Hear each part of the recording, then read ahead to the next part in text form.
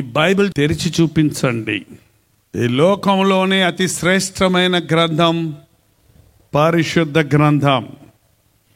ఇంత చిన్న పుస్తకంగా ప్రింట్ చేయబడి మన చేతిలోకి వచ్చింది. కానీ 40 మంది గ్రంథకర్తలు 1600 సంవత్సరముల పరిధిలో 3 వ్యత్యాసమైన భాషలలో, కొందరు తోలు దట్టీల మీద చాలా కష్టపడి రాసినటువంటివన్నీ ఒక చిన్న గ్రంథంగా మనకు అందించబడింది. మనం ఎంతో ధన్యులం.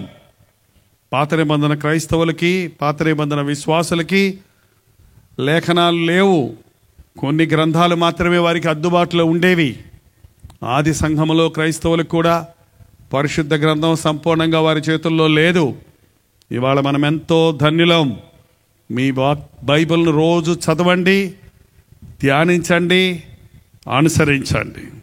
దివ్య గ్రంథము, దివ్య గ్రంథము, ఎచటనైనా చదివిన సహాయం దొరుకును. కష్టములు వచ్చినా, దుఃఖములు కలిగినా విడువకుండా చదువుడి దివ్య గ్రంథం. మీ బైబిల్ని ఒకసారి మీ గుండెలకు హత్తుకోండి. నాతో పాటు ఈ మాట చెప్పండి: ఇది నా దేవుని వాక్యం, ఇది నాతో మాట్లాడుతుంది, నన్ను బతికిస్తుంది, నన్ను నడిపిస్తుంది, నన్ను హెచ్చరిస్తుంది, నాకు పరలోక మార్గాన్ని చూపిస్తుంది. నా యేసయ్యను నాకు బయలుపరుస్తుంది. నేను ఈ బైబిల్ చదువుతా, ధ్యానిస్తా, అనుసరిస్తా, ఆయన సాక్షిగా జీవిస్తా. ఆమేన్. ఒకసారి మీ బైబిల్ ముద్దు పెట్టుకోండి.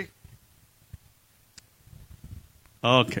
ప్రకటన గ్రంథం 3వ అధ్యాయం 14వ వచనం దగ్గర నుండి చదువుతున్నాను, వినండి.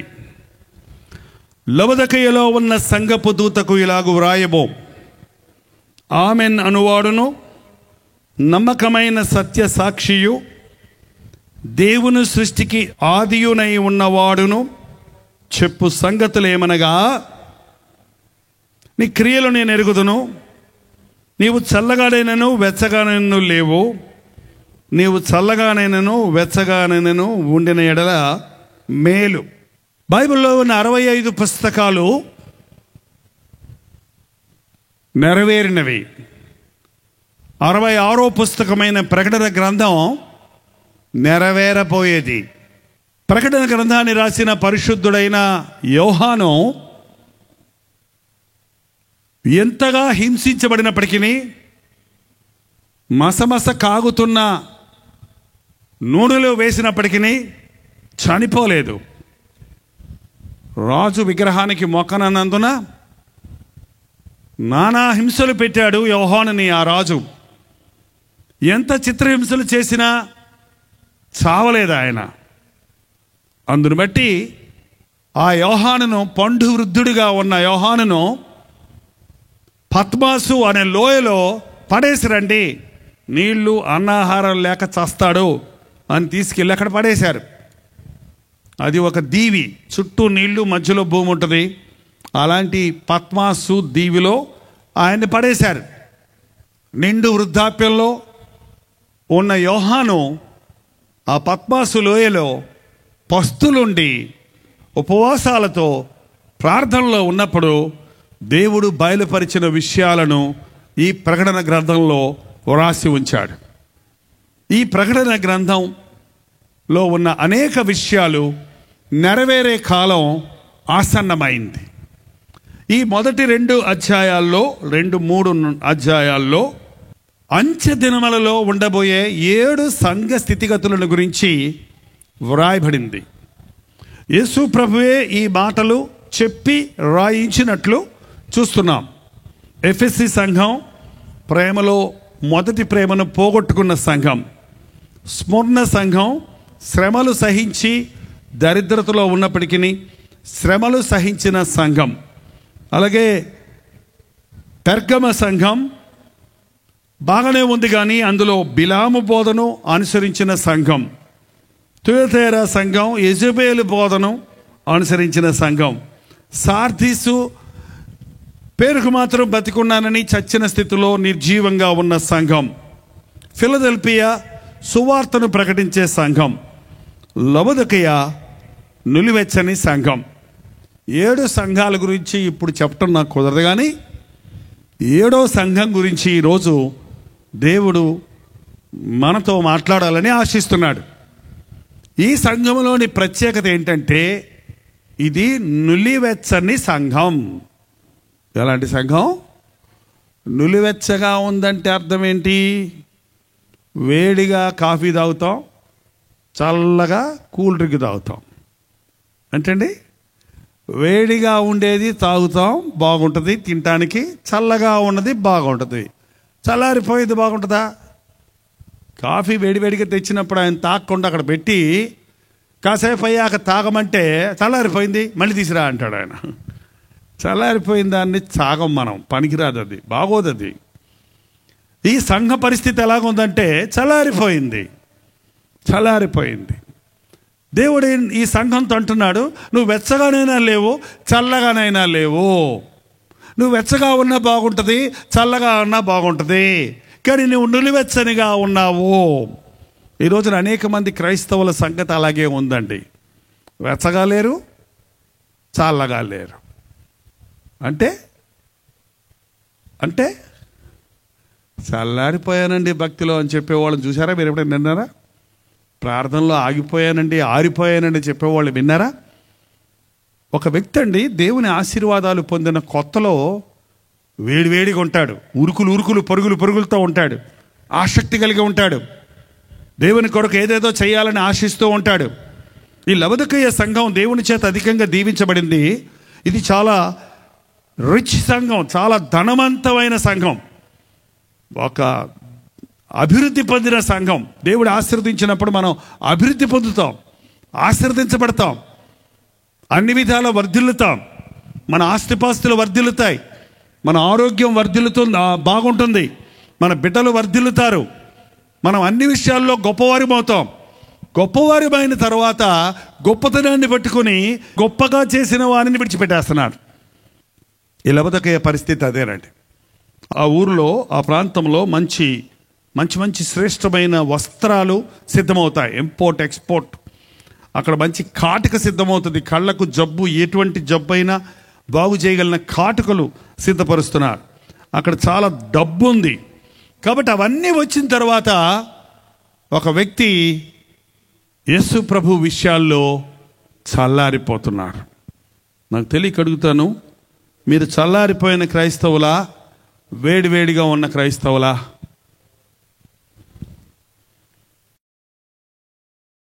ఏంటండి?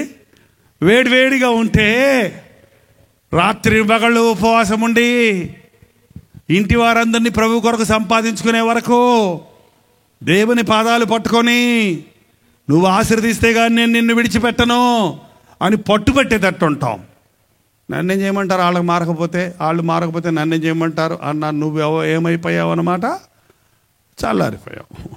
ఒక వ్యక్తి దేవునితో సరిగా ఉన్నప్పుడండి వాడు రోషం కలిగిన వాడిగా ఉంటాడు, ఆసక్తి కలిగిన వాడిగా ఉంటాడు, రోజుకు ముమ్మాళ్ళు మోకరించి ప్రార్థించేవాడిగా ఉంటాడు, దేవుని వాక్యాన్ని ధ్యానించేవాడిగా ఉంటాడు, వాక్యాన్ని జీవించి చూపించాలని ఆరాటపడుతుంటాడు, కనబడ్డవాడు అందరికీ యేసుక్రీస్తుని గురించి చెప్పాలని ఆశ ఉంటుంది. వాళ్ళు వినకపోయినా, నమ్మకపోయినా. వేడిగా ఉన్న క్రైస్తవుడు, ఆధ్యాత్మికమైన క్రైస్తవుడు, చింతన, ఆలోచన అన్నీ కూడా దేవుని గురించిన విషయాలే ఉంటాయి. పొద్దున లేస్తే పడుకునే వరకు ఏం తిందుమా, ఏం తాగుదుమా, ఏం ధరించుకున్నామా అన్నది వేడివేడిగా ఉన్న క్రైస్తవుడి ఆలోచన కాదు. వేడివేడిగా ఉన్న క్రైస్తవుడి ఆలోచన ఎలాగుంటుంది? ఈరోజు ప్రభువా నా కొరకు నీవే పని పెట్టావు, ఈరోజు నేనేం చెయ్యాలి, ఈరోజు నేను ఎలా మహిమపరచాలి, ఈరోజు ఎవరికి నేను సువార్త చెప్పాలి, ఈరోజు నా మనస్సాక్షిని నేను ఎలా కాపాడుకోవాలి, ఈరోజు నేను ప్రార్థనలో ఎంత సమయం గడపాలి. వేడివేడిగా ఉన్న క్రైస్తవులారా, రోజుకి ఎన్నిసార్లు ప్రార్థన చేస్తారో చెప్పండి చూద్దాం. మీరు చెప్పినా నాకు వినపడదు. 3 సార్లు చేస్తామని అన్నారు ఎవరో. పొద్దున లేచిన యేసయ్యా రాత్రి అంతా కాపాడా, ఆమేన్ అయిపోయిందా? ఆనందనేటప్పుడు యేసయ్యా అన్నం ఇచ్చినందుకు వందనాలు, ఆమేన్. ఆమెన్కి మొత్తం అప్పటికి వెళ్ళిపోద్ది. రాత్రి పడుకునేటప్పుడు మాత్రం మంచం ఎక్కి మంచం మీద రా ప్రభువా అక్కడక్కడ తిరిగి వచ్చాను నాయన, దెయ్యాలు, క్రిములు, కీటకాలు నాకేం హాని చేయకుండా ఈ రాత్రంతా నువ్వు నా మంచం చుట్టూ పోలీసు ఆయనలాగా కావాలా ఉండు, నేను గురకబెట్టి నిద్రపోతాను. అలా అంటారులే కానీ నువ్వు కావాలా ఉండు, నేను నిద్రపోతాను అంటారు కదా. ఇంతేనా ప్రార్థన? ఇదా ప్రార్థన? ఏమండి, ఎంతమంది రోజుకి ముమ్మారు ఆనాడు దానియేలు వలె మోకాళ్ళుని ప్రార్థిస్తున్నారు? అసలు మోకాళ్ళ ప్రార్థనే మర్చిపోయామండి మనం. మోకరించి ప్రార్థించడం లేదు. అందుకే మా సభల్లో ఇది కొత్తగా మేము ప్రవేశపెట్టాం.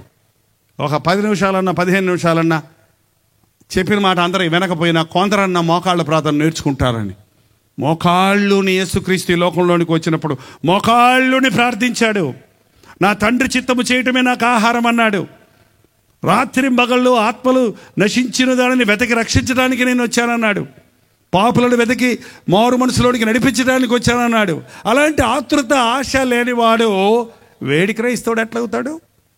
నేను యేసయ్యలాగా ఉండాలి, ఆయనలా మాట్లాడాలి, నాలో ఇతరులు క్రీస్తుని చూడాలి, ఆయనలా పవిత్రుడిగా బ్రతకాలి, ఆయన ప్రేమను నేను కలిగి ఉండాలి, ఈ లోకంలో క్రీస్తు యొక్క గొప్పతనాన్ని గురించి తెలియజేయాలి అనే ఆరాటం లేనివాడు వేడి క్రైస్తవుడు కాదండి.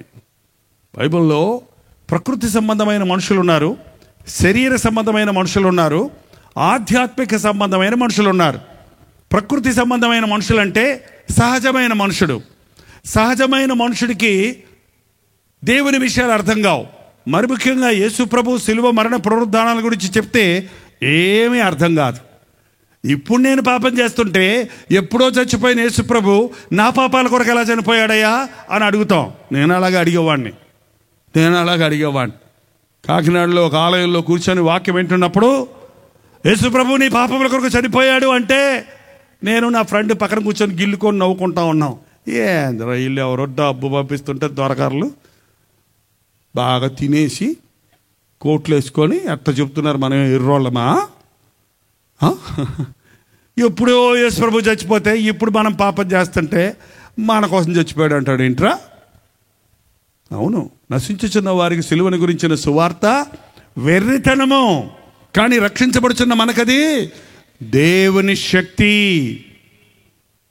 ఒకరోజు నేను దేవుని సన్నిధిలో ప్రార్థిస్తూ ఉన్నప్పుడు, అదే ఆలయంలో నేను ప్రార్థిస్తూ ఉన్నప్పుడు, దేవునితో అటో ఇటో తేల్చుకుందాం ఈరోజని పట్టుదలతో కూర్చొని ప్రార్థిస్తూ ఉన్నప్పుడు అర్ధరాత్రి దాటిపోయి 1:15 అయింది. నేను ఆలయంలో నడుచుకుంటూ కళ్ళు తెరుచుకొని, అక్కడ పాస్టర్ గారు చెప్పారు, నిద్ర వస్తే కళ్ళు తెరుచుకొని ప్రార్థన చేయ్యా, నిద్ర వస్తే నడుచుకుంటూ ప్రార్థన చేయ్యా, దేవుడు మాట్లాడేవాడికి వదిలిపెట్టద్ది రాత్రి అని చెప్తే నేను నడుస్తూ ప్రార్థన చేస్తూ ఉంటే 1:15 అవుతుంది ఇంచుమించు. ఆలయంలో ఈ మూల నుంచి ఆ మూలకి నేను నడుస్తున్నప్పుడు నా ఎదురుగుండా సిలువలో వేలాడుతున్న యేసు ప్రభు నా కళ్ళ ముందు ప్రత్యక్షమయ్యాడు. నీ కొరకే నా ప్రాణం ఇచ్చాను అన్న మాటలు నా చెవుల్లో గింగిర్లు అన్నాయి. అంతే కుప్పలా కూలిపోయాను. నా పాపములన్నీ నా కళ్ళ ముందుకు వచ్చాయి. పశ్చాత్తాపడి రాత్రంతా నా పాపాలు ఒప్పుకున్నాను. తెల్లవారేటప్పటికి ఒక నూతనమైన అనుభూతి, అదే రక్షణ, అదే మారు మనసు, అదే పాప భారము నుండి విముక్తి. ఆ రోజు నేను మర్చిపోలేను. 1977 సంవత్సరం ఫిబ్రవరి 15వ తారీఖు నా జీవితం మారింది. నా బండ గుండె బద్దలైంది. నా అవిశ్వాసం, అజ్ఞానం పటాపంచలైపోయినాయి ఆ రోజు నుంచి ఈ రోజు వరకు. అందుకే నాకు కల్వరి అంటే ఇష్టం. ఆ కల్వరి దృశ్యం, ఆ సిలువ దృశ్యం నా గుండెను మార్చింది. ఆ రోజు నుంచి ఈ రోజు వరకు ఆ యేసయ్య కొరకు నేను జీవిస్తూ ఉన్నాను. ఎంతమంది యేసుక్రీస్తు యొక్క సిలువ దర్శనాన్ని పొందారు? ఒకవేళ నన్ను దేవుడు ఒక విధంగా రక్షించాడు కాబట్టి అలాగే మిమ్మల్ని అందరూ రక్షించాలని నేను అంటం లేదు, కానీ నీవు నీ పాపముల కొరకు పశ్చాత్తాపడి యేసుక్రీస్తుని నీ సొంత రక్షకుడిగా అంగీకరించిన అనుభవం ఉందా? అనుభూతి ఉందా? అవునండి, ఉందండి అంటారు. మీరు రక్షించబడిన కొత్తలో ఉన్న ఆరాటం, ఆ యొక్క ఆసక్తి, ఆ పోరాటం ఇవాళ ఉందా? నేను ఒక 18 ఏళ్ళ యవనస్తుడిగా దేవుని కొరకు పరిగెత్తాను. 30 సంవత్సరాల వరకు బ్రహ్మచారిగా పరిగెత్తాను. 30 సంవత్సరాల తర్వాత వివాహితుడిగా పరిగెత్తాను. తర్వాత పిల్లలతో పరిగెడుతున్నాను. ఇప్పుడు వృద్ధాప్యంలోనికి వచ్చాను, ఇంకా పరిగెడుతున్నాను. నాకేం ఆసక్తి తగ్గలేదు, ఎందుకంటే నా యేసయ్య నన్ను ఎప్పటికప్పుడు ఉజ్జీవింపచేస్తున్నాడు.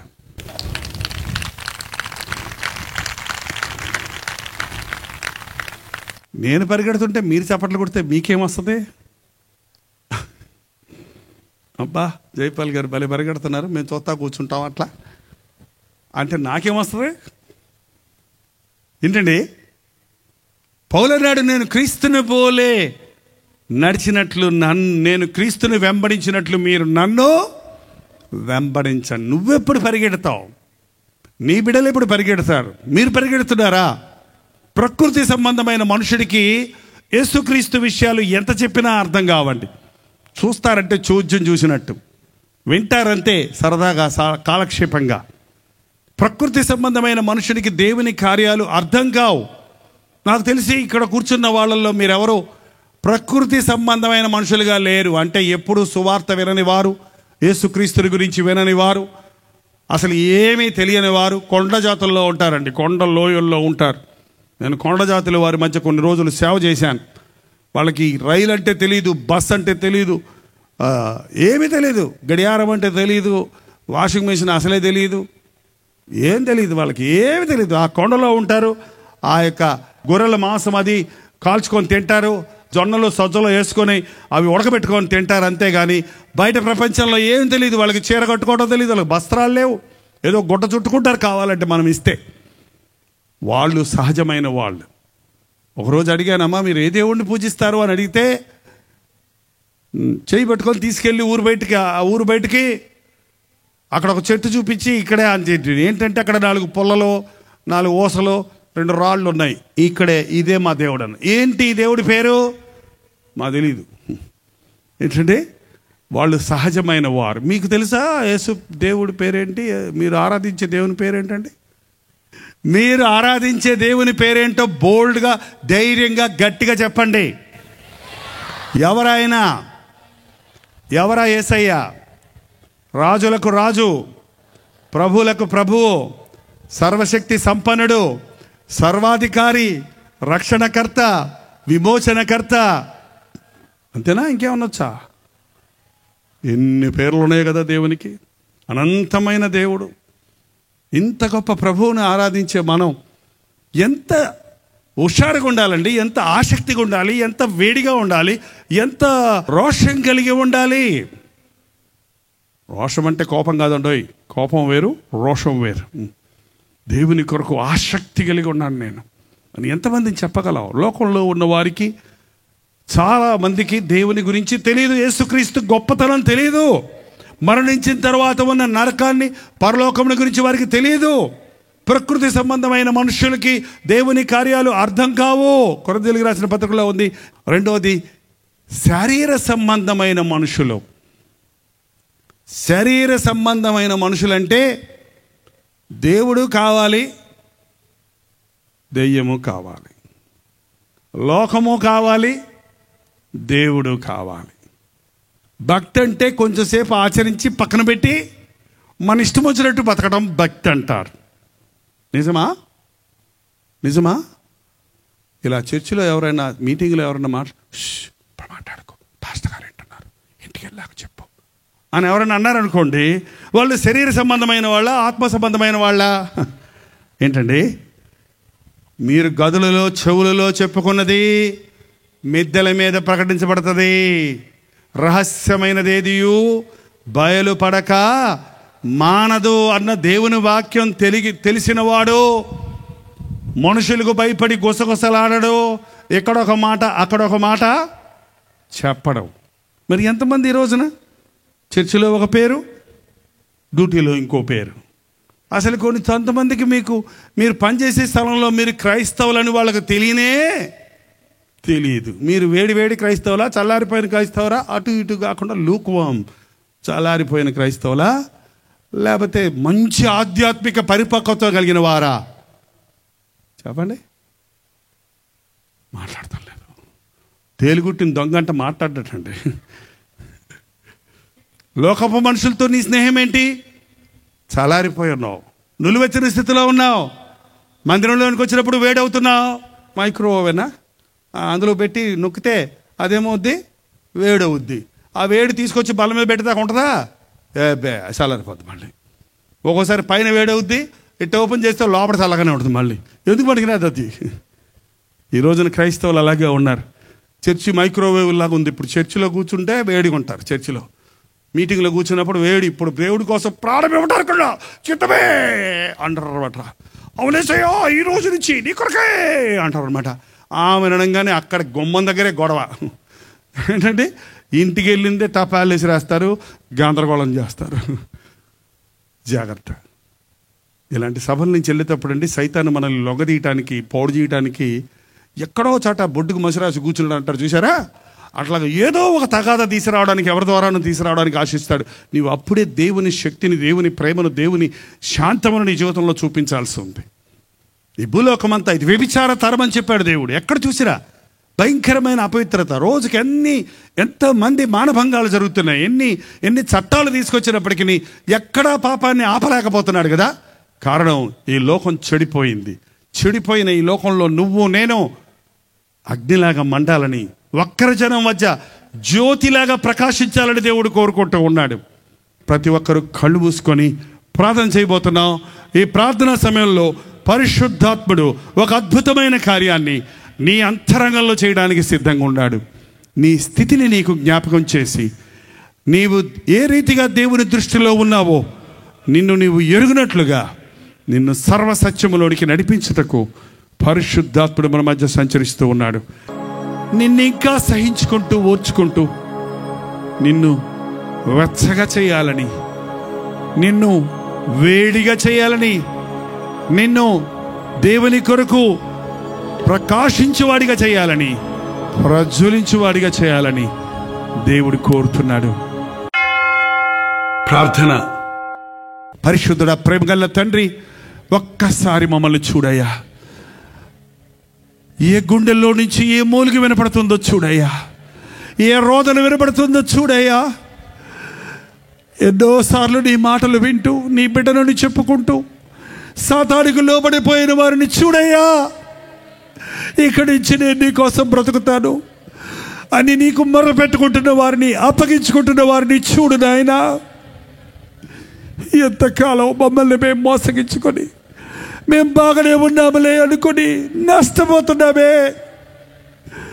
ఈ సమయంలో సాతాను బంధకములలో ఉన్న ప్రతి వ్యక్తిని నజరేయుడైన యేసుక్రీస్తు నామములో విడుదల చేయించున్నాము తండ్రి.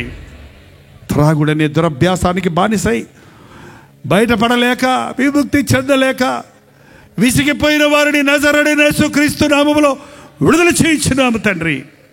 లోకాన్ని నమ్ముకొని, పాపాన్ని నమ్ముకొని మోసపోయి, పాపము మానలేని కన్నులతో, పాపపు అలవాట్లను మానలేని స్వభావములతో కట్టబడిన ప్రతి వ్యక్తిని నజరేయుడైన యేసుక్రీస్తు నామములో విడుదల చేయించున్నాము నాయన, విడుదల చేయించున్నాము తండ్రి. ఈ ఆవరణలో ఉన్నవారెవ్వరూ నిత్య నరకానికి పోకూడదయ్యా, ఉమ్మి వేయబడకూడదు నాయన.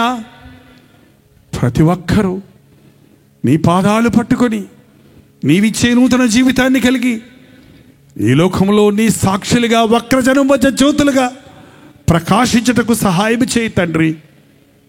మేము దరిద్రులము కాదని, దిక్కుమాలిన వారిని కాదని, దౌర్భాగ్యులము కాదని, మేము క్రీస్తు రక్తములో కడగబడిన వారిమని, నీతిమంతులుగా తీర్చబడిన వారిమని, పవిత్రపరచబడిన వారిమని గుర్తించి నీ సాక్షులుగా బ్రతకడానికి సహాయం చేయి తండ్రి.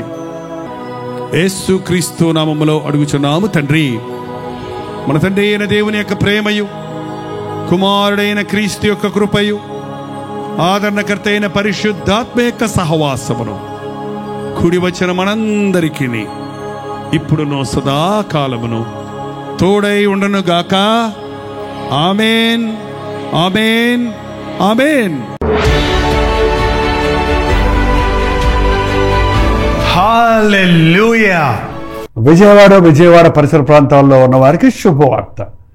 ప్రస్తుతమైతే కల్వరీ ఇవాంజలికల్ ఫెలోషిప్ యొక్క 42వ వార్షికోత్సవ కూడికలను ఈసారి విజయవాడలో బిషప్ అజరయ్య స్కూల్ కాంపౌండ్లో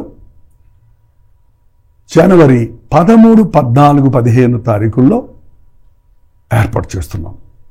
ప్రతిరోజు సాయంత్రం 6 గంటలకు జరిగే ఈ 3 రోజుల సభకు తప్పకుండా హాజరై దైవాశీర్వాదాలు పొందండి. ఇంకా ఈ విషయమై మీకు వివరాలు కావాలంటే ఈ కింద ఉన్నటువంటి ఫోన్ నెంబర్లకి మీరు వాట్సాప్ చేయండి, లేక కాల్ చేసి తెలుసుకోండి. తప్పకొస్తారు కదా. ముఖాముఖిగా మిమ్మల్ని చూడడానికి, వ్యక్తిగతంగా మీకోసం ప్రార్థించడానికి ఆశ కలుగున్నాను. రండి, ప్రభువును స్తుతిద్దాం, ఆయన నామాన్ని మహింపరుద్దాం.